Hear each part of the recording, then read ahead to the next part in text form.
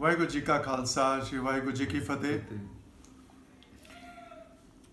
ਅੱਜ ਦੀ ਚਰਚਾ ਦੇ ਵਿੱਚ ਕੱਲ ਦੀ ਇੱਕ ਇਨਕੰਪਲੀਟ ਕਹਾਣੀ ਨੂੰ ਪੂਰਾ ਕਰਦੇ ਹਾਂ।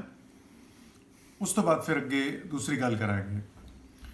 ਤੇ ਕਾਰਾਗ੍ਰਹਿ ਦੇ ਵਿੱਚ ਯਾਨੀ ਜੇਲ੍ਹ ਦੇ ਵਿੱਚ ਉਹ ਦੋਨੋਂ ਸ਼ਾਸਤਰੀ ਜੀ ਥੇ, ਜਿਨ੍ਹਾਂ ਦਾ ਇੱਕ ਦਾ ਤਰੀਕਾ ਸੀ ਕਿ ਪਰਮਾਤਮਾ ਨੂੰ ਸਿਰਫ ਅੱਖ ਬੰਦ ਕਰਕੇ ਧਿਆਨ ਦੇ ਵਿੱਚ ਯਾਨੀ ਮੈਡੀਟੇਟ ਕਰਕੇ ਪ੍ਰਾਪਤ ਕਰਨਾ ਹੈ, ਔਰ ਦੂਸਰੇ ਦਾ ਤਰੀਕਾ ਸੀ ਜੋ ਉਹਨਾਂ ਨੇ ਸਿੱਖਿਆ ਸੀ ਕਿ ਮੈਂ ਜਿੰਨੇ ਸ਼ਾਸਤਰ ਜਿੰਨੇ ਜੋ ਹੈ ਸਮ੍ਰਿਤੀਆਂ ਹੈ 108 ਪ੍ਰਕਾਰ ਦੇ ਸ਼ਾਸਤਰ ਵਗੈਰਾ ਹੈ ਉਹਨਾਂ ਦਾ ਗਿਆਨ ਹੈ ਮੈਨੂੰ। ਤੇ ਉਹਨਾਂ ਨੂੰ ਕਿਹਾ ਕਿ ਸਾਡੇ ਕੋਲ ਇੱਕੋ ਹੀ ਰਾਤ ਹੈਗੀ ਹੈ, ਚਲੋ ਫਟਾਫਟ ਕੈਲਕੂਲੇਸ਼ਨ ਕਰਦੇ ਹਾਂ, ਠੀਕ ਹੈ, ਔਰ ਚੰਦਰਮਾ ਦਾ ਇਹ ਟਾਈਮ ਚੱਲ ਰਿਹਾ ਹੈ ਔਰ ਇਸ ਤਰ੍ਹਾਂ ਕਰਕੇ ਕਰਦੇ ਹੈ, ਔਰ ਉਹ ਆਪਣੇ ਗੁਣਾ ਭਾਗ 'ਚ ਲੱਗ ਗਏ। ਜਿਹੜੇ ਦੂਸਰੇ ਸੀ ਉਹ ਚੁੱਪਚਾਪ ਅੱਖ ਬੰਦ ਕਰਕੇ ਬੈਠੇ ਰਹੇ। ਅਰਧਰਾਤਰੀ ਹੋ ਗਈ। ਅਰਧਰਾਤਰੀ ਤੋਂ ਬਾਅਦ ਜੋ ਹੈ ਦੋਨਾਂ ਨੂੰ ਝਪਕੀ ਆ ਗਈ, ਨੀਂਦ ਆ ਗਈ, ਔਰ ਜਦ ਨੀਂਦ ਖੁੱਲੀ तो जो अत्यंत विद्वान सी, जिन्हों को बहुत ज्ञान सी शास्त्र वगैरह का, उन्होंने देखा कि दूसरा बंदा तो है ही नहीं है जेल दे विच। वो बड़े हैरान हुए और देखा कि सवेर हो गई। वो जेलर साहब आए, बाहर आए और उन्होंने दसिया कि ये बाहर निकल गए। बड़े हैरान हुए, कहते ना तो तुसी कोई गणना की, ना कोई कैलकुलेशन की, ना कोई मुहूर्त देखा, तुसी बाहर किस तरह होए। ਕਹਿੰਦੇ ਧਿਆਨ ਦੇ ਵਿੱਚ ਜਾਂ ਜਦ ਨਾਮ ਜਪਦੇ ਹਾਂ ਜਾਂ ਜਦ ਬਾਣੀ ਪੜ੍ਹਦੇ ਹਾਂ ਜਾਂ ਜਦ ਪ੍ਰੇਅਰ ਕਰਦੇ ਹਾਂ ਤਾਂ ਸਾਡੀ ਦ੍ਰਿਸ਼ਟੀ ਬਹੁਤ ਹੀ ਖੁੱਲ੍ਹ ਜਾਂਦੀ ਹੈ, ਸਾਨੂੰ ਅਗਲਾ ਪਿਛਲਾ ਦਿਖਣ ਲੱਗ ਪੈਂਦਾ ਹੈ। ਪਰਮਾਤਮਾ ਸਾਨੂੰ ਖੁਦ ਬਾਂਹ ਫੜ ਕੇ ਔਰ ਰਾਹ ਦਿਖਾ ਦਿੰਦਾ ਹੈ। ਉਹੋ ਹੀ ਹੋਇਆ।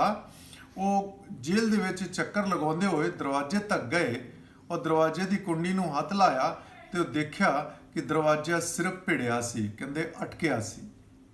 ਉਹਨਾਂ ਨੇ ਜ਼ਰਾ ਜਿਹਾ ਧੱਕਾ ਮਾਰਿਆ और दरवाज़ा खुल गया, अर्थात दरवाज़ा बंद ही नहीं सी।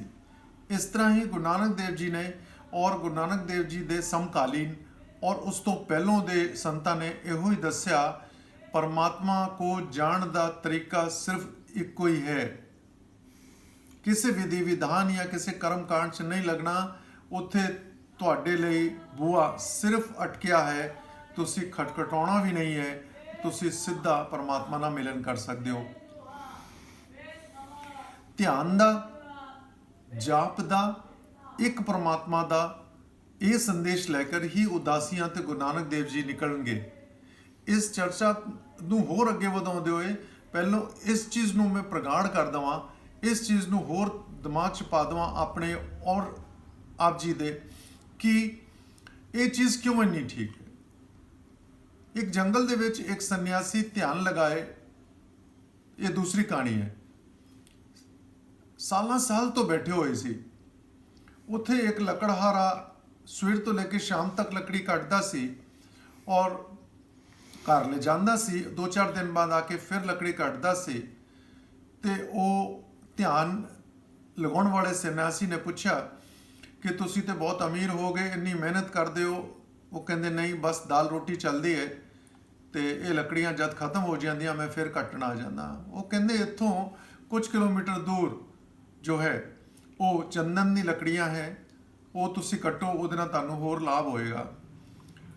ਉਹਨਾਂ ਨੇ ਉਹਨਾਂ ਦੀ ਗੱਲ ਪਹਿਲਾਂ ਤਾਂ ਮੰਨੀ ਨਹੀਂ, ਫਿਰ ਮੰਨ ਕੇ ਜਦ ਗਏ ਤਾਂ ਦੇਖਿਆ ਚੰਦਨ ਦੀ ਲੱਕੜੀ ਉਹਨਾਂ ਨੇ ਕੱਟੀ ਔਰ ਉਹਨਾਂ ਦੀ ਜੋ ਹੈ ਇਨਕਮ ਉਹ ਦੁੱਗਣੀ ਹੋ ਗਈ। ਕੁਝ ਦਿਨ ਬੀਤੇ, ਫਿਰ ਉਹ ਸੰਨਿਆਸੀ ਕੋ ਗਏ ਧੰਨਵਾਦ ਕਰਨ। ਉਹਨਾਂ ਨੇ ਕਿਹਾ ਤੁਸੀਂ ਥੋੜਾ ਅੱਗੇ ਜਾਓ ਔਰ ਉੱਥੇ ਜ਼ਮੀਨ ਦੇ ਵਿੱਚ ਜੋ ਹੈ ਉਹ ਜਵਾਹਰ ਰਤਨ ਔਰ ਸੋਨਾ ਦਬਿਆ ਹੈ। ਉਹ ਲੱਕੜਹਾਰਾ ਉੱਥੇ ਗਿਆ ਔਰ ਉਹਨਾਂ ਨੇ ਜਦ ਖੋਦਿਆ ਤੇ ਉਹ ਚੀਜ਼ਾਂ ਮਿਲੀਆਂ ਉਹਨਾਂ ਨੂੰ ਔਰ ਉਹਨਾਂ ਨੇ ਵੇਚ ਕੇ ਅਤਿਅੰਤ ਅਮੀਰ ਹੋ ਗਿਆ। ਉਹ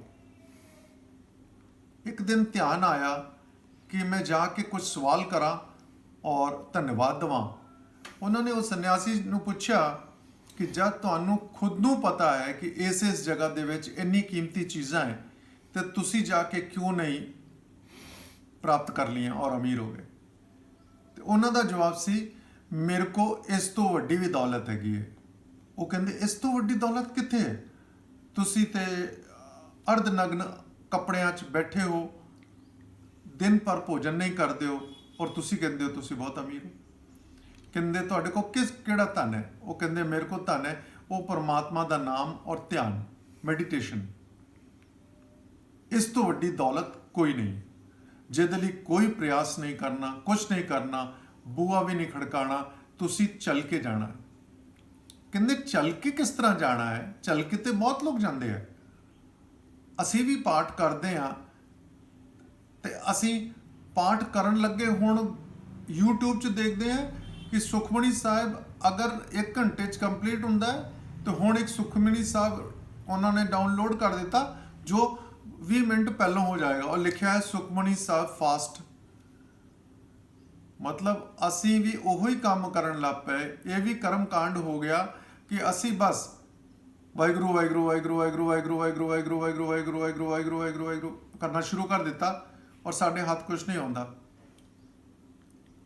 ਸਾਨੂੰ ਬਾਣੀ ਨੂੰ ਸਮਝਦੇ ਹੋਏ ਅਰਥ ਸਹਿਤ ਇੱਕ ਅੱਖਰ, ਇੱਕ ਸ਼ਬਦ ਦੇ ਉੱਤੇ ਰੁਕ ਕੇ ਔਰ ਸਾਨੂੰ ਉਹਦੇ ਉੱਤੇ ਵਿਚਾਰ ਕਰਦੇ ਹੋਏ ਬਾਣੀ ਨੂੰ ਅੱਗੇ ਵਧਣਾ ਹੈ। ਅਸੀਂ ਫਟਾਫਟ ਪੜ੍ਹ ਕੇ ਭੋਗ ਪਾ ਲਈਏ। ਅਸੀਂ ਪੜ੍ਹ ਕੇ ਸਾਨੂੰ, ਮੈਂ ਆਪਣੀ ਗੱਲ ਦੱਸਦਾ, ਆਪਣੇ ਬੱਚੇ ਜੋ 25 ਸਾਲ ਤੋਂ ਛੋਟਾ ਹੈ ਉਸ ਦੀ ਗੱਲ ਦੱਸਦਾ ਹੈ ਕਿ ਅਗਰ ਮੈਂ ਗੁਰਮੁਖੀ ਦੀ ਗੱਲ ਕਰਾਂ, ਪੰਜਾਬ 'ਚ ਬੋਲਣ ਵਾਲੀ ਗੁਰਮੁਖੀ, ਅਸੀਂ ਤੇ ਪਿਛਲੇ 50 ਸਾਲਾਂ ਤੋਂ ਪੰਜਾਬ ਤੋਂ ਬਾਹਰ ਹਾਂ, ਤੇ ਇਸ ਬੱਚੇ ਨੂੰ ਜੋ ਹੈ ਕਮ ਸੇ ਕਮ 80% ਵਰਡਸ ਦੇ ਅਰਥ ਨਹੀਂ ਪਤਾ, 40 ਤੋਂ 50% ਮੈਨੂੰ ਨਹੀਂ ਪਤਾ ਹੈ। ਕੋਸ਼ਿਸ਼ ਹੈ ਤੁਹਾਡੇ ਵੀਰ ਦੀ ਇਹੋ ਹੀ ਆਪਣੇ ਲਈ ਪਹਿਲੋਂ ਕਿ ਅਸੀਂ ਸਭ ਤੋਂ ਪਹਿਲੋਂ ਅਰਥ ਸਮਝੀਏ ਔਰ ਰੁਕ ਜਾਈਏ ਬਸ ਇਸੇ ਤੇ, ਕਿਉਂਕਿ ਗੁਰੂ ਨਾਨਕ ਦੇਵ ਜੀ ਨੇ ਜਦ